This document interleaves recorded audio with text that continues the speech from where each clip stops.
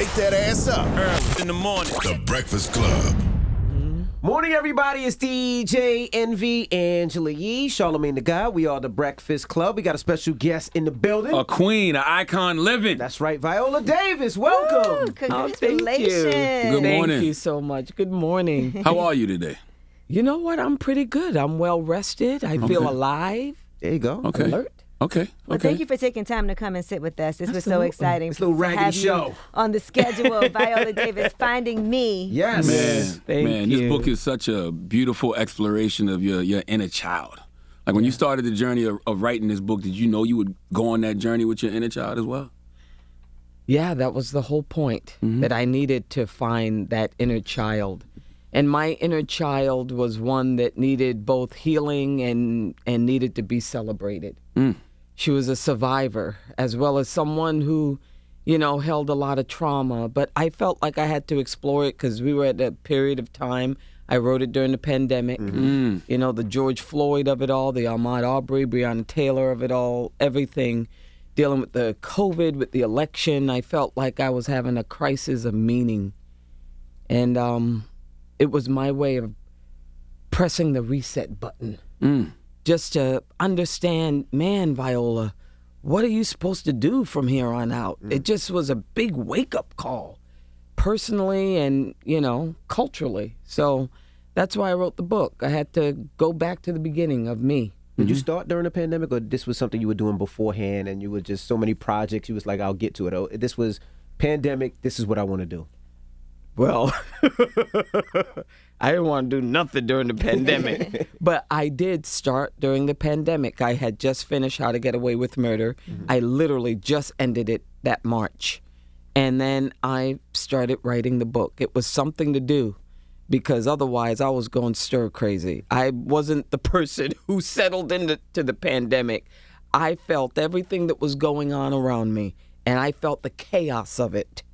And I internalized it. So this book was great therapy. So when God made you sit still and, during the pandemic, what did you see about yourself that you hadn't saw in a while? I saw a lot of things. I saw Viola as a survivor. I saw, I keep telling this story ad nauseum. I know I've told it a lot. But I've always said, you got to leave a legacy, right? So I said, life is like a relay race. It's what you do with your dash of time and what great runner you pass that baton, off to. You pass it on to the next generation. They pass it on to the person, who's after them and after them. And I realized during the writing of the book is those great runners are you at a different age. The 6-year-old who survives it and, may survive it really messy, may have been inappropriate, but she ran her leg of the race and passed the baton on to the 14-year-old Viola who said, I want to be an actor. In the midst of all the poverty, the abuse, the bedwetting, the sexual abuse, all of that, she wanted to be an actor. She saw a way out. And 14-year-old passed it on to the 28-year-old who said, you know what, I need therapy. Because I want healthy relationships in my life. I want to be happier, and I don't know how to do that. And she passed it on to the 34-year-old Viola who got married, to the 45-year-old Viola who then became a mom, and then now I'm 56, and I have the baton in my hand. And now what? What am I supposed to do with this part of my life? Because I would say at 56, you're a little bit past midlife. So that's what I learned. It's like it's a constant reassessment of where do you want to be? What do you want your life to sort of look like? And I keep coming back to this because I know that the number one regret of the dying is they didn't take risks. They didn't become their ideal self. I don't want anyone to think that I wasn't brave. And I think that sometimes people hold off braveness and courage because they don't want to risk failure and they don't want to risk shame. And I think you got to risk it. And that's been my biggest discovery in writing the book. You say in the book that memories are powerful, right? Some people like to forget memories because it's so painful and so hurtful. But it seems like you use it as inspiration to push yourself harder. Why is that? I think the pain, the trauma is equal to the joy and the peace in your life. I think that they're one and the same. I don't think that the pain and the trauma and the hard times are a detour from life. I think it's a part of life. And I think that when you refuse to lean in to all of it, is you refuse to become connected to yourself. And that's why no one can connect with anyone else. Because the only time we want to meet is with great stories of overcoming and winning. And then when someone feels like they're not overcoming and they're not winning and they're not waking up happy every day, then they feel like they need to hide in the closet, not come out, not open their mouths, not say anything. There's no one to share with. There's no sacred space to be you. I count it all joy. Now, when I say I count it all joy, it takes some time sometimes to count it all joy. But I do believe that it's all a part of life. I've been in too many spaces where I haven't been able to connect with people. You just never know what people have gone through to get to where they are today, which is why a memoir like this, where you were so open and honest about everything, it really helped us to see like where you come from when you're acting. And I wanted to ask you about your relationship with your parents. Yeah. Because in this book, you talk a lot about things that happened to you when you were a child. What did you realize while writing this book about like your father and about your mother? I realized they did the best they could with what they had. That's what I realized. Because it's so hard to forgive your dad. I know, you know, you talk about how abusive he was to your mother and things that you had to witness. So was it hard for you to even forgive that? Yeah, it is. Forgiveness is, to me, I feel like forgiveness and faith are equal in terms of they're the hardest things to achieve. They're so abstract. So it comes down to choice. I forgive for myself. I forgive because I don't want to carry that weight. The weight of vengefulness, of regret, and all of that, for me, it blocks everything from coming into your life. And I don't think that anyone wants to see a 60-year-old or hear a 60-year-old sitting in front of their therapist saying, I, haven't been able to make my marriage work or this work in my life because what my dad did when I was 5. At some point, your life becomes yours. That's wild that you said that because my wife was up here the other day and she was like, when she forgave for herself. And I didn't understand it at first. Because most people think when you forgive, you're forgiving the person that hurt you. But it's actually to take away that pain from yourself so you don't have to deal with it anymore. Is that what you're saying when you say I forgive for myself? Well, yeah, that's part of it. I do believe it's a sort of prison. And not to get too philosophical, Of course. but I believe that when you get to the end of your life, you're not thinking about all the people that you hated and all the people that did you wrong. I don't think that you're thinking about that when you're taking your last breath. I just don't. I think all of that goes away, and I think everything comes into sharp focus, which is probably making amends, probably being with the people that you love, probably sewing everything up, probably holding someone's hands. But I don't think that we're thinking about all of that. I think that, once again, the only person you could save is yourself. That's the only thing that you could do. You can't keep backtracking as what wrong someone did to you or whatever. You got to figure out how to heal that so that, it's what I think I posted it on my page. It's like you haven't met all the people who are going to love you in your life yet. And so when you meet all these people who are going to love you, they do not want to meet a vengeful person, okay? Because they're going to get the overflow of that vengefulness. As a matter of fact, they're not going to get the overflow of that vengefulness. They're going to get nothing. They're going to go so far with you, and then it's going to stop. I've been with those people. They're called emotionally unavailable. I love how you held your father accountable, but also humanized him. Did you always see the humanity in him, or was that something that happened as you got older with the more work you did on yourself? Absolutely. More work I did on myself, the more I saw his humanity, the more I could connect the dots. I thought life was like a Disney movie. People are just good or bad. That's it. The evil villain who just comes out, just wants to destroy everyone. I didn't know that people acted because of specific memories, once again, trauma in their lives. They're people. And we really demonize black people. In a weird way, you wouldn't even be doing what you're doing if all those things hadn't happened to you as a child. Absolutely. Because it was such an escape for you to be able to turn on the TV. You said it was Cicely Tyson, right, that you saw that made you even say, this is what I want to do. Absolutely. That woman and that performance was everything. I remember the moment I saw that performance because it was like magic. It was a magician pulling a rabbit out of the hat, if you've ever seen the performance. She aged from 18 to 110, and you could not even believe it. From the first frame of that, it was a miniseries.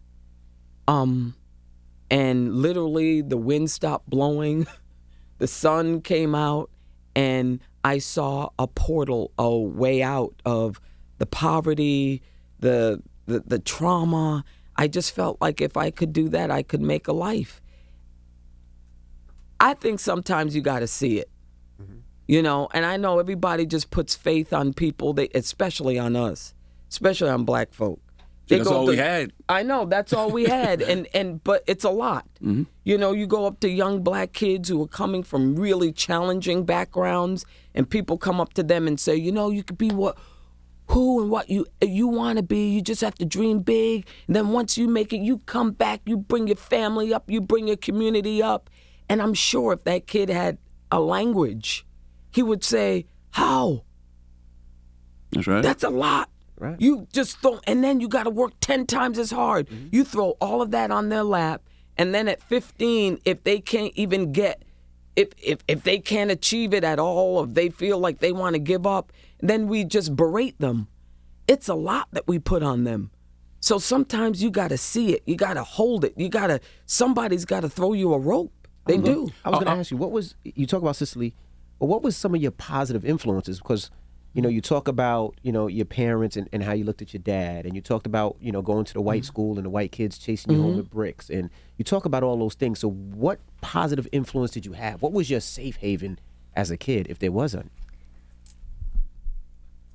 There was no one safe haven. For me, what life becomes about is how someone could take you from A to A+, from A+ to D, from D to F, to M, to M to, there are people who can carry you at different points in your life. It could be a teacher. It could be a parent. It could be a relative. It could be a stranger that gives you one word. I had a lot of teachers.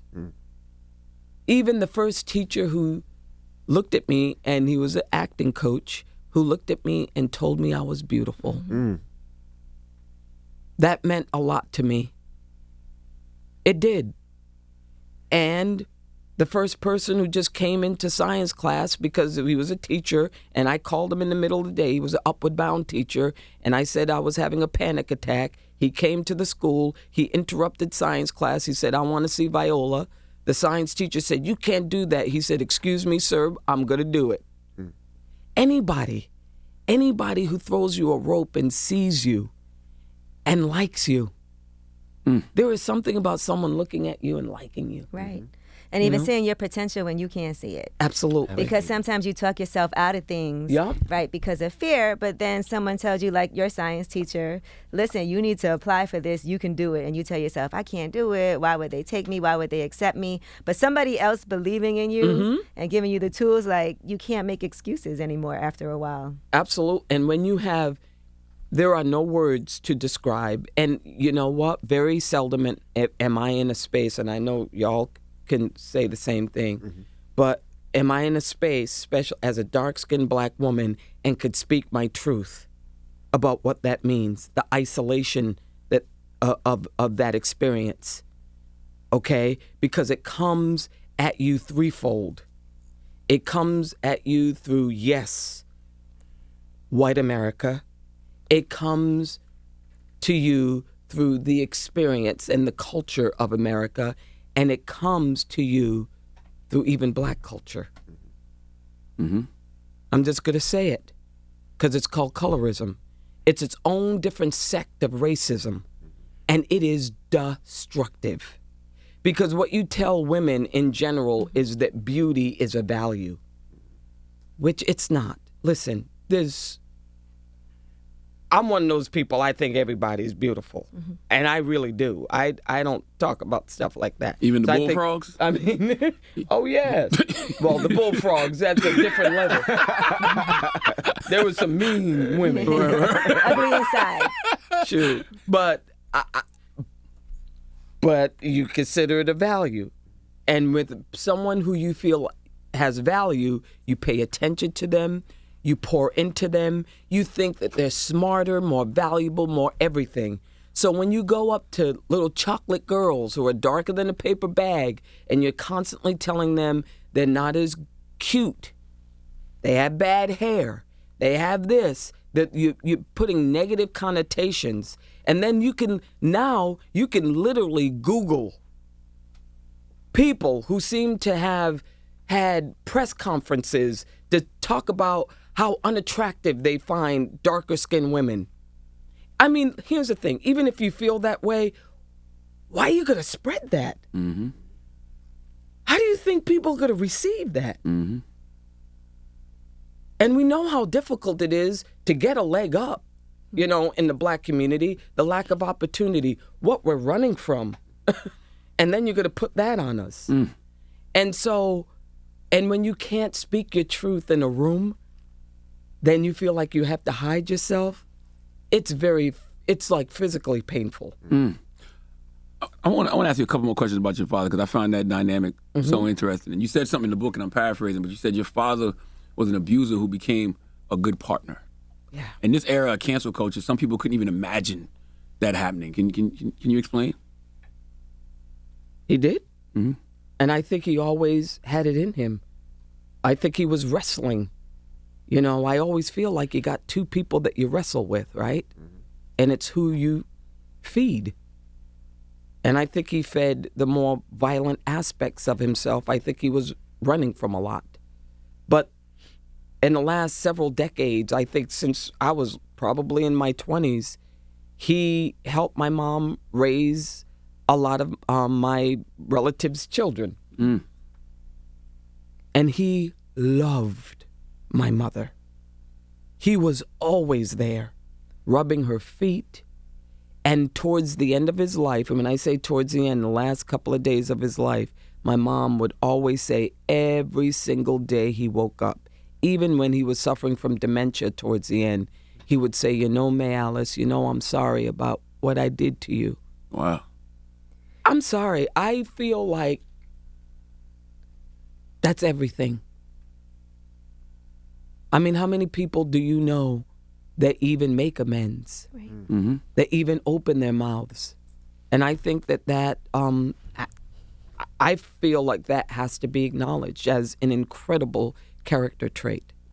You also said in the book your father passed and you never got the opportunity to find out what caused his trauma. Are you still able to heal that part of your life without knowing that piece?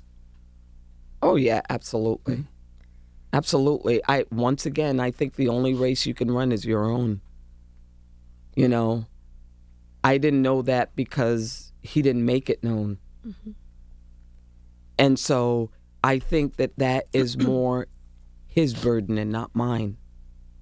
I made the choice to forgive despite not knowing. And I think that's what love looks like. Mm-hmm. It's like Bell Hooks says, that we're always wrestling with not feeling lovelessness.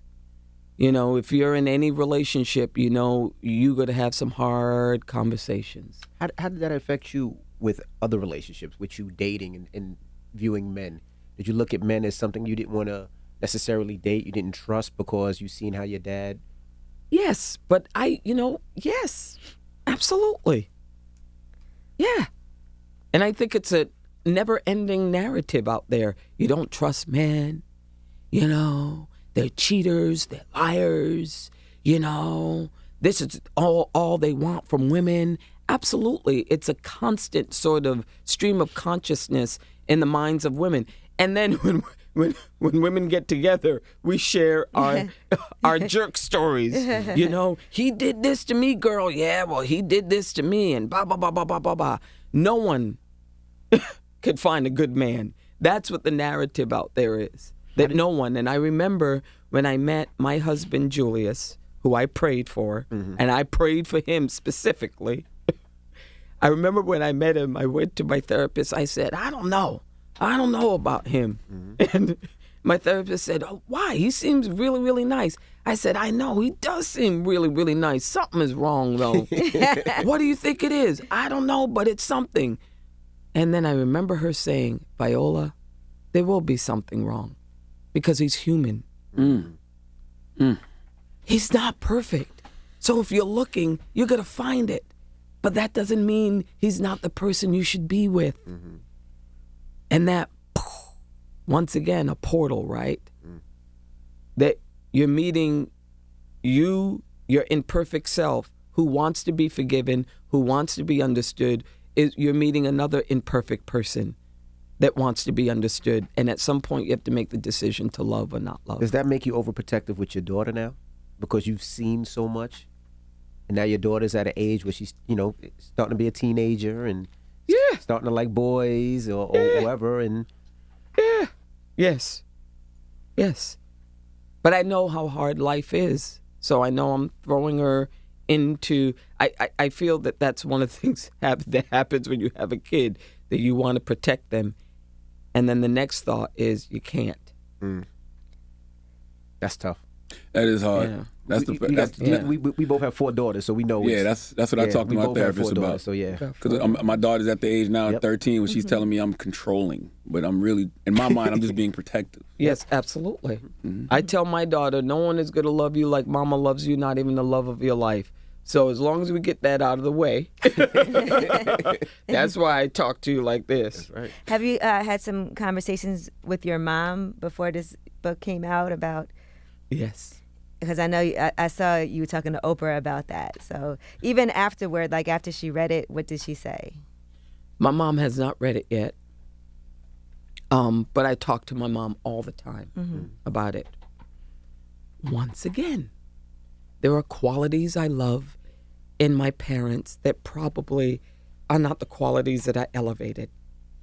And the quality that I love in my mom is she likes to tell the truth. And I know that sounds like really simple, but there's not a lot of people who like telling the truth. A lot of people are very comfortable with telling a great, beautiful lie. She's not afraid of that, of leaning in. And so I talk to her. I like my relationship with my mom now as an adult because I can ask her some pretty racy questions. Yeah, I want to ask you about a quote, and it came from a sit down with your mom when you was telling her, I guess when you when you was experiencing abuse. You told her for the first time about all the abuse you experienced. And you said success pales in comparison to healing. Yeah. Could you expound on that? Yeah.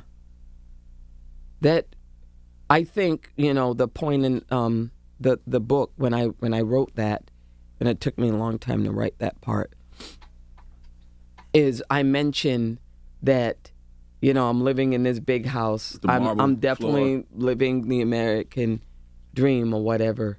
And I think that people feel like once you hit that, then that's it. Your life is sown, you've made it. And it's not it. I think that's man-made meaning. The real meaning is healing.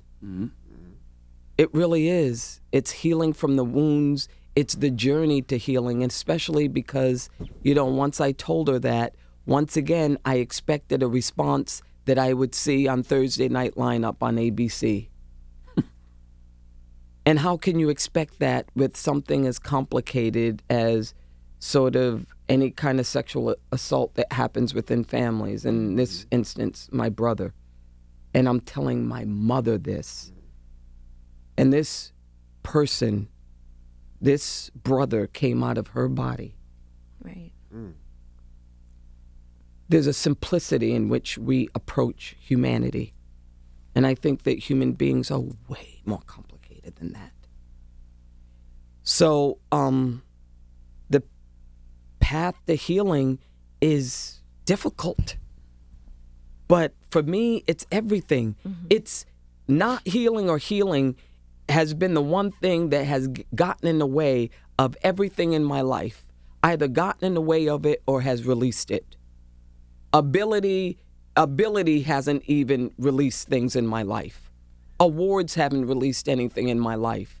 Healing and whatever is happening internally in me has been everything, has been the driving narrative of my entire 56 years. Do you think you can ever get to a place of wholeness? I talked to my therapist about this. I don't think you do. I think because you'll have triggers, right? You'll think you're fine with something, and then next thing you know, you're triggered by it later on. You think you ever can get to a place of wholeness? And I talk about that with memories, that memories are deathless.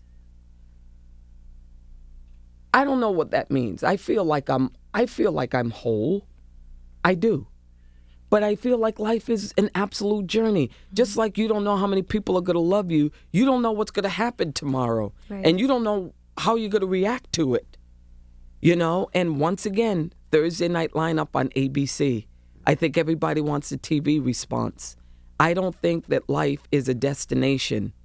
Life is about driving the car, and sometimes your tank is completely full. Sometimes your tank is empty, and you're standing by the car waiting, for AAA to come and get you some gas. Sometimes your tank is a quarter full. You're constantly learning.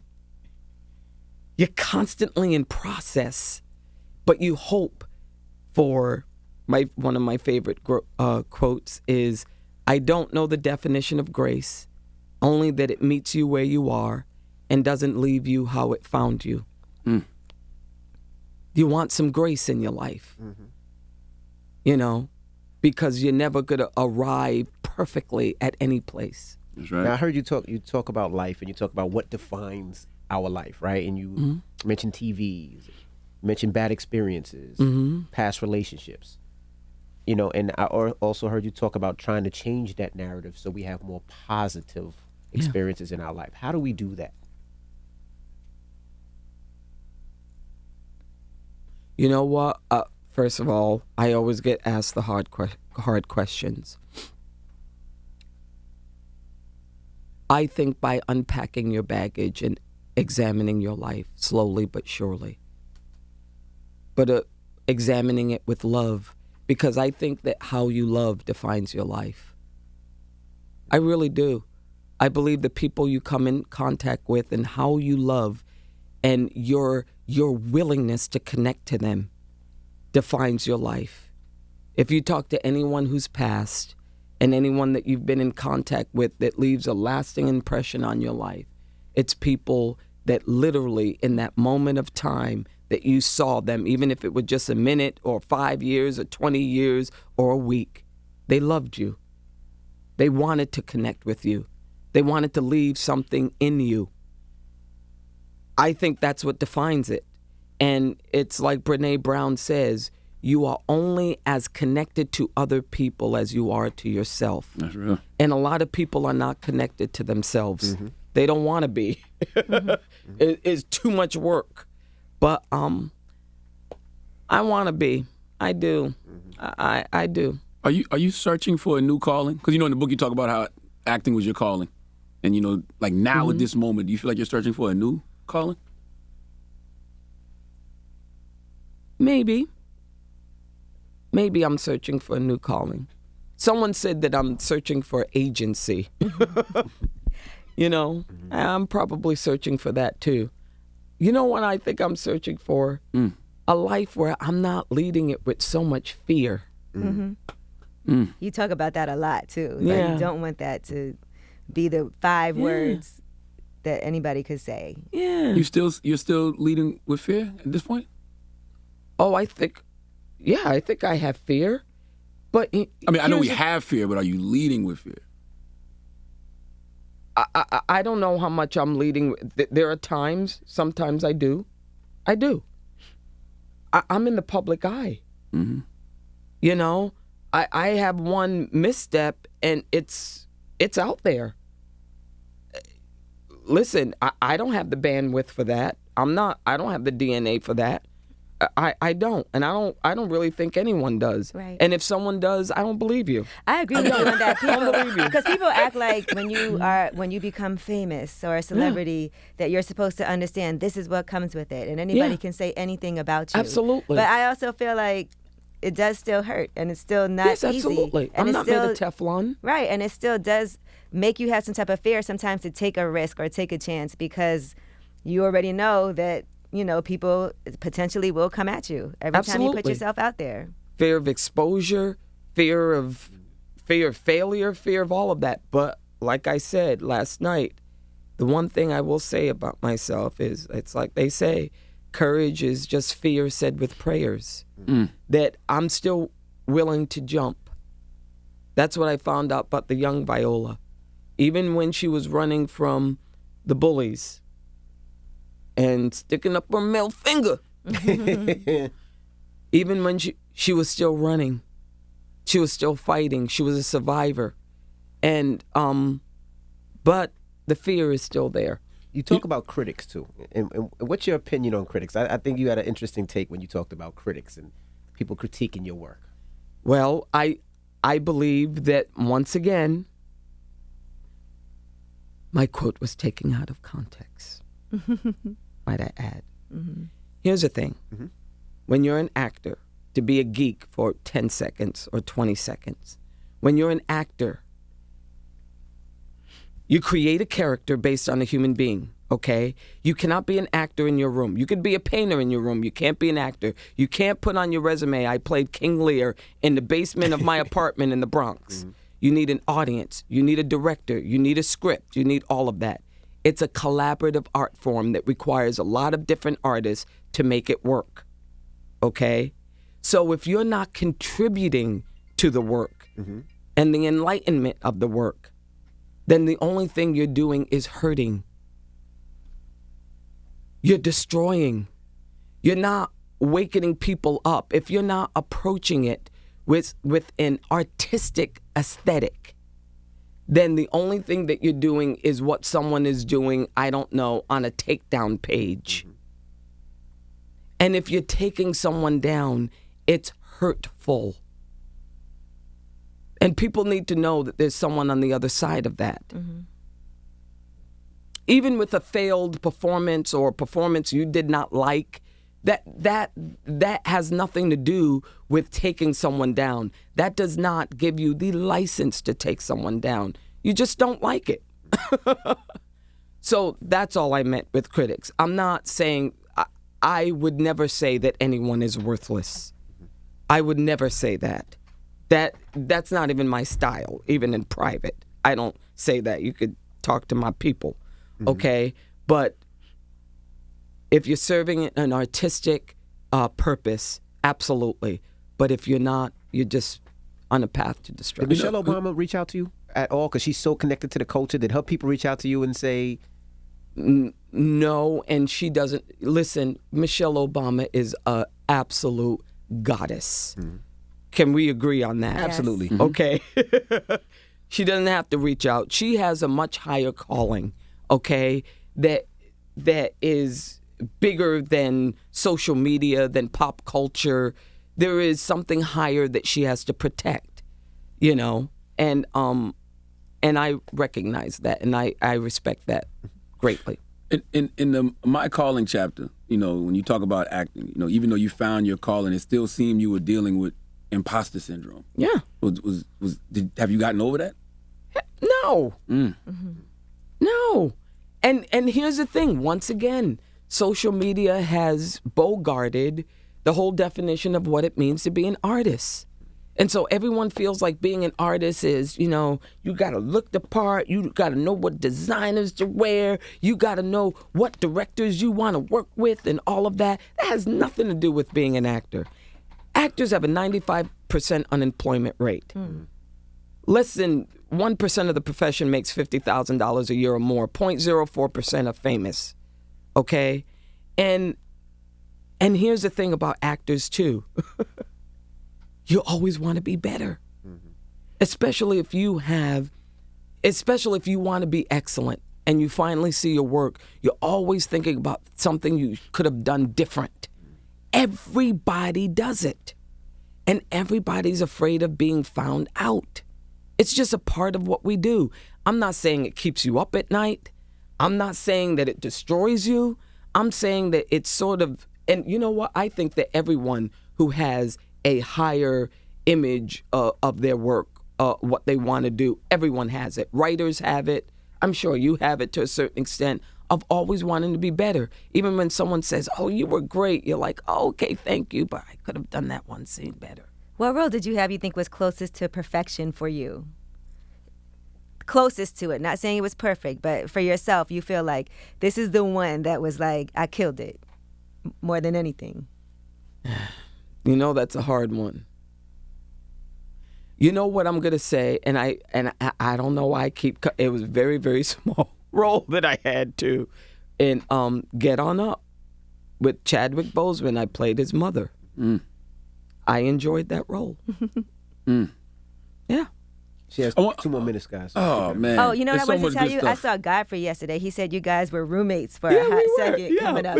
He was like, you're going to see Viola Davis. He was like, make sure you mention, we were roommates for, he said it was some crazy situation where like there was a lot of people living in There's a lot of people. It was a very big apartment, Upper West Side. Yep. How many were living in the apartment? There was only 4 of us living in the apartment. There was You had a lot of crazy living arrangements trying to. When I you sure were first did, and that was one of them. Okay, let me get 2 questions then, since we about to go. But you spoke about out of body experiences in the book, and you had them when you were younger. I totally understand that because I had those too. But what do you think those experiences were trying to show us about ourselves? Just the infinite power we have in our minds, infinite power to transport ourselves, to explore our imagination, which is an infinite field where we can redefine, reimagine, and the power to relieve ourselves of the burden sometimes of negativity. That everything we have is within ourselves. That's what it taught me. Now, I can't do it anymore, so I don't know what that means. Yeah, it seemed like a thing that happened when you was young. When you get older, it don't happen anymore. Exactly. I guess, when the world gets at you. Mm-hmm. And the world begins to put up barriers around your life and boundaries that you didn't have when you were younger. Mm-hmm. And, but I think that's what it teaches you, is that everything you have within you. And the secret silent shame, why that chapter, why do you think we as black people think we're doing ourselves a favor by keeping secrets? For me, and it's just my opinion, I feel, especially as a black woman, that I think shame is a big thing with black folk, and I think it's post-traumatic slave syndrome, that there's a lot of things that we weren't allowed to do. Look a white man in the eye, smile, look at a white woman. There's so many things that we were punished for. But more importantly, as a black woman, I feel like a lot of times when I keep things in, it's because I know I'm not going to be protected. I know that there's not going to be anyone out there that's going to rescue me. And